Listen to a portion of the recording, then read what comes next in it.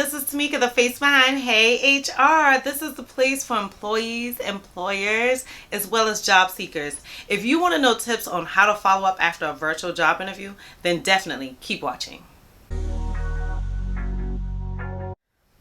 So before I can get in tips on how to follow up after the interview, there's just one thing you have to do prior to.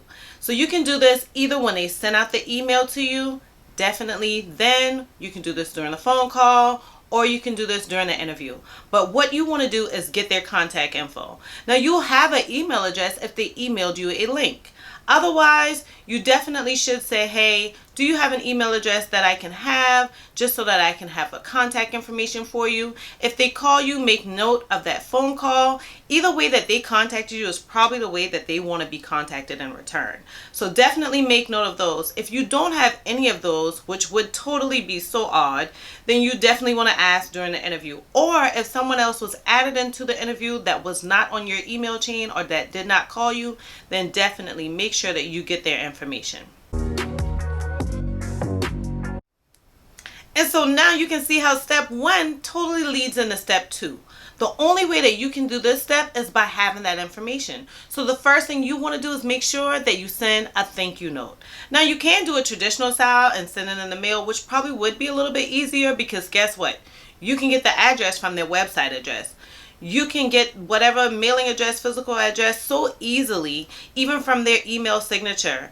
But I would make sure that that's not my primary way because, you know, like they say, US mail is snail mail.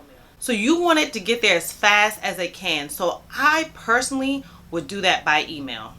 And that thank you note, you don't want to just say, oh, thank you so much for interviewing me. No, you want to regurgitate that you've sucked in some of the information that they've given you during the interview.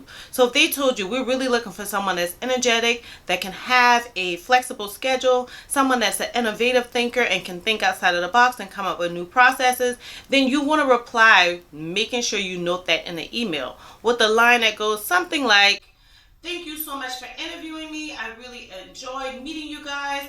I can't wait to come out and bring in fresh new ideas. I'm so excited about the opportunity to collab with the team. You want to just regurgitate that in the line, okay?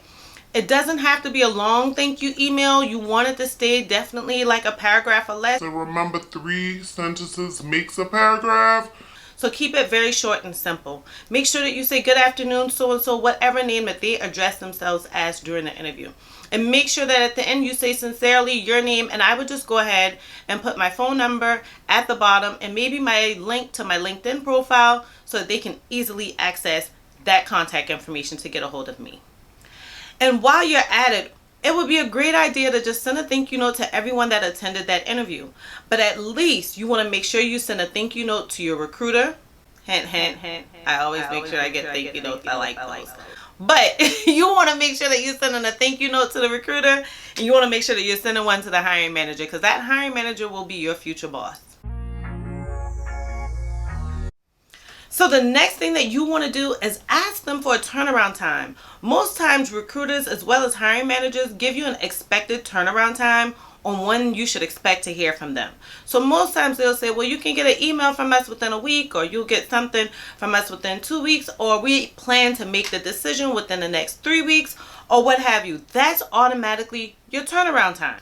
So when you ask them, or they're telling you when you should expect to hear from them, you should also get on how. So they should say you'll get an email or a phone call, what have you. If you don't get that information, make sure to ask them. Now, if you want to make sure to encompass all those steps into one, as far as the turnaround time for them, I would just go ahead and say, hey, what is next steps in your interviewing process? And in that, they should automatically not even be able to tell you if you'll receive an email or a phone call, but they should tell you, when we're done with this interview, we normally do another one with maybe your teammates, or we normally do an in-person interview, or we normally do one where it is a panel interview with other people that you would potentially work with. And then that will give you a full time frame on how many interviews you're expecting before getting a job offer. Wait on the deadline. I can tell you as a recruiter, I would get off the phone or out of an interview with someone, and potentially by the end of the day I've already heard from them. Guys, We want to be aggressive, but not that aggressive. You want to remember that most times when they're interviewing more than one person. The same thing for thank you notes. I walked out of interviews that morning, and I go to check my mail that afternoon, the box that's in the office, and I already have a thank you note in there. Don't stick it in there on your way out, because you want to make sure that you're including pivotal information. You don't want it to look like you're just following a script. You want it to look like you actually care. So don't have this thank you note already prepared. I would send that thank you note within a 24-hour time frame, and I would send it by email. And I also would make sure that whatever deadline they have given me, I'm patiently waiting on that deadline. Because I know that there's a good saying that says, you know what, the squeaky wheel gets heard. No, not in this situation. That can make you look, one, way too aggressive, and two, that can be overwhelming to the recruiter, because they're not only working on filling your position and scheduling several interviews for that, but they're doing it for multiple positions at a time. So you want to make sure that you're waiting on that time frame, so that when you reach out to them, if that recruiter realizes that you have not received any information from anyone, they will immediately jump into making sure that you get a response. So please be patient. It shouldn't take long. They already gave you the time frame. If not, you already asked for it, and you already know when to expect to hear from them. So if it's 1 week, 2 weeks, 3 weeks, make a note of the date on your notes, and definitely follow up then if you don't hear a follow-up. So see, guys, those were some quick and easy interview tips. I want you to make sure to run out there and just do these interviews flawlessly, do your follow-ups flawlessly, and make sure to comment in the bottom and let me know when you get that next job opportunity. If you've watched this long, I thank you so much for continuing to watch all the way to the end. Definitely subscribe so that you can get more videos with helpful information for you. If you are returning, thank you so much for returning. I really, really appreciate it. Thank you so much for watching. I just can't wait to see you guys on the next video.